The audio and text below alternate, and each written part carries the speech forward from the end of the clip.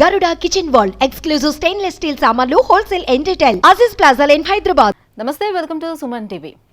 Hit ఫ్లాపులతోటి సంబంధం లేకుండా క్రేజ్ తోటి దూసుకుపోతున్నటువంటి హీరో ఎవరైనా టాలీవుడ్లో ఉన్నారంటే అది ప్రభాస్ అనే చెప్పుకోవచ్చు.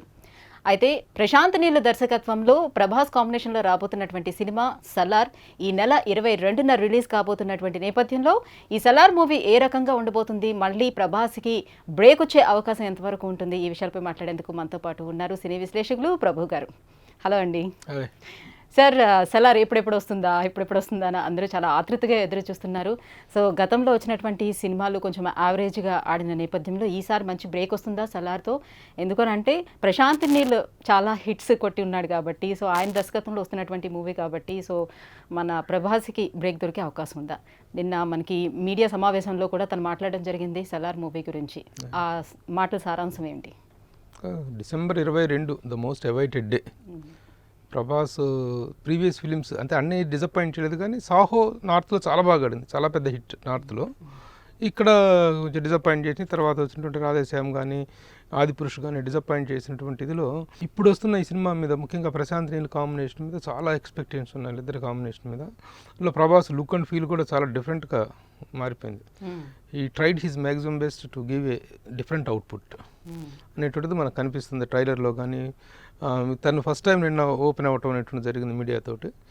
దాంతో ఇచ్చినటువంటి అవుట్పుట్ ఏంటంటే, అవుట్పుట్గా కథగా ఏం బయట పెట్టలేదు, ఏమాత్రం క్యారెక్టర్స్ గురించి కానీ దాంట్లో ఉన్నటువంటి డెప్త్ల గురించి మాత్రం ఏం బయట పెట్టలేదు. But the way how they worked out for the film, సినిమాకి ఎంత ఇదిగా వర్క్ చేసాము, ఎంత కష్టపడ్డాము, కష్టం ఎక్స్ట్రా స్ట్రెయిన్ ఏం తీసుకోలేదు, కానీ కేవలం కొంత బాడీ మజిలీగా తయారు చేసుకోవడానికి మాత్రం కొంత వర్క్ చేశాను తప్ప మిగతా అంతా కూడా చాలా ఇదిగా చేశాను.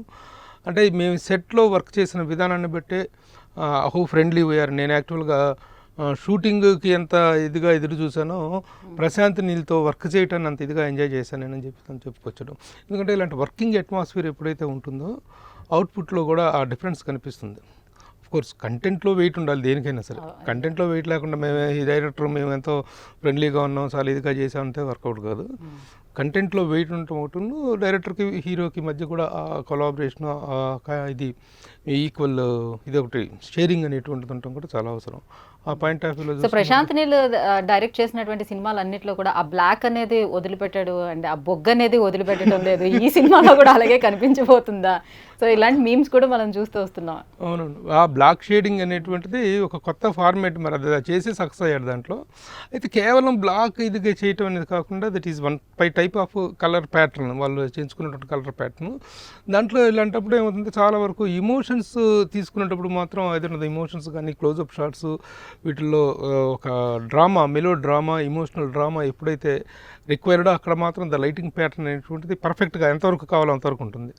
కానీ బ్లాక్ షేడ్ అనేటువంటిది తనకు నచ్చినటువంటి ఒక కలర్ ప్యాటర్న్ అది.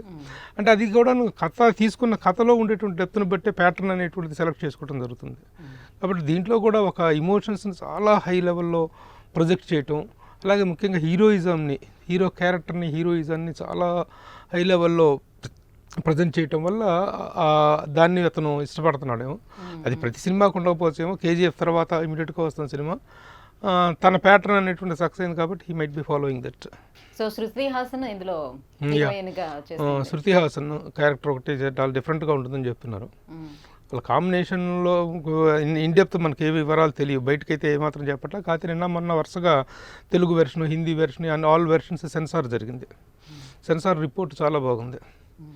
అన్ని లాంగ్వేజ్లో కూడాను సెన్సార్ రిపోర్ట్ చాలా బాగా, అన్ని ఇటుకి హైదరాబాద్లోనే జరిగినట్టు. అంటే కంప్లీట్ యాక్షన్ మూవీస్ గానే కనిపించాయి గతంలో తను తీసినటువంటి మూవీ. ఇది కూడా ఆ రకంగానే ఉండబోతుందా? ఇది కూడా మళ్ళీ పార్ట్ వైజ్గా వస్తుందా? ఇది 2 పార్ట్స్గానే చెప్పారు కదా వాళ్ళు, అనౌన్స్మెంటే 2 పార్ట్స్ అని చెప్పారు, జరిగింది. ఇది కూడా పార్ట్ 2 ఉంటుంది. అయితే మొదటి నుంచి ఆ సినిమా మీద వస్తున్నటువంటి ఎక్స్పెక్టేషన్స్ యాక్షన్ ఓరియంటెడ్ ఫిల్మ్ అనేటువంటిదే చెప్తున్నారు. ప్రభాస్ని పెట్టుకుని హీరోని పోయి మళ్ళీ ఏదో సాదా ఫ్యామిలీ సెంటిమెంట్, ఇది ఫ్యామిలీ సెంటిమెంట్ అవి కొంత ఉంటే ఉండొచ్చు, they might be a part of the subject తప్ప the entire film is based on emotions అనేటువంటిది చెప్పుకోవాలి. యాక్షన్ పార్ట్స్లోనే ఎక్కువగా యాక్షన్ అండ్ ఎమోషన్ మీదనే ఎక్కువగా రన్ అవుతుంది. మొత్తానికి ఎక్స్పెక్టేషన్స్ ఆర్ వెరీ హెవీ ఎందుకంటే బ్యానర్ కూడా చాలా hit banner, Hombale films hit banner. ఆ బ్యానర్ లోనే ప్రశాంత్ నీల్ వర్క్ చేయడం జరిగింది, మళ్ళీ అదే బ్యానర్ తో చేస్తున్నారు. So at the same time Prabhas తనకు ఉన్నటువంటి ఆ క్రేజ్, సో ఇవన్నీ కూడా మూడు చూసుకుంటే మూడు కూడా చాలా క్రేజీ కాంబినేషన్ అని చెప్పాలి.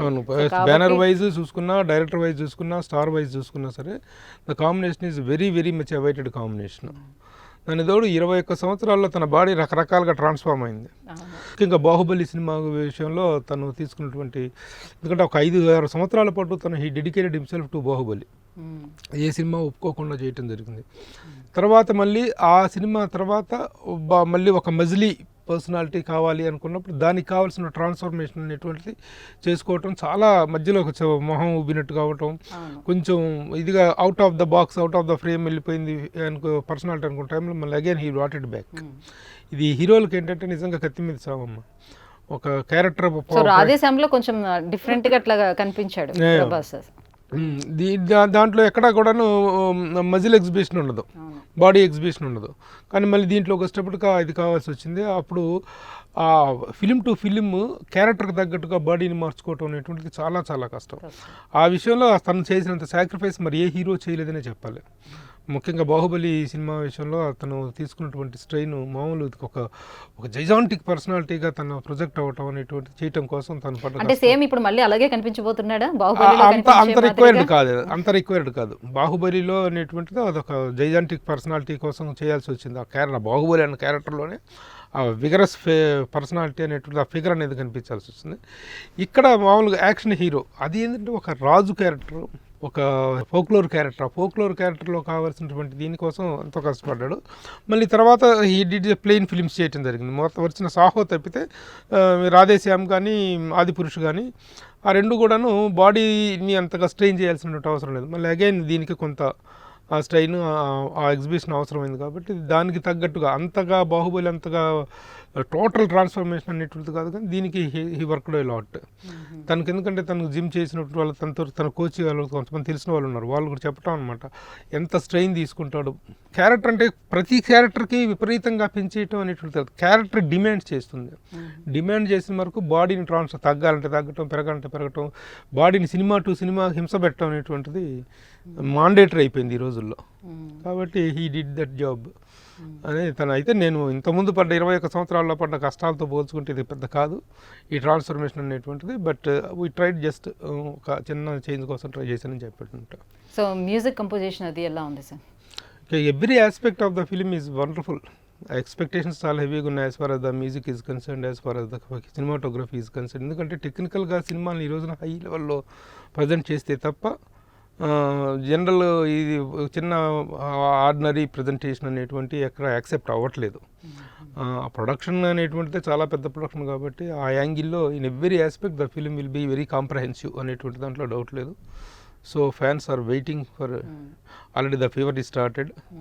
ఎంత December 22 అంటే ఇంకెంత ఉంది, just 1 week. 1 week people are very much waiting. కాబట్టి let's hope the film a big success.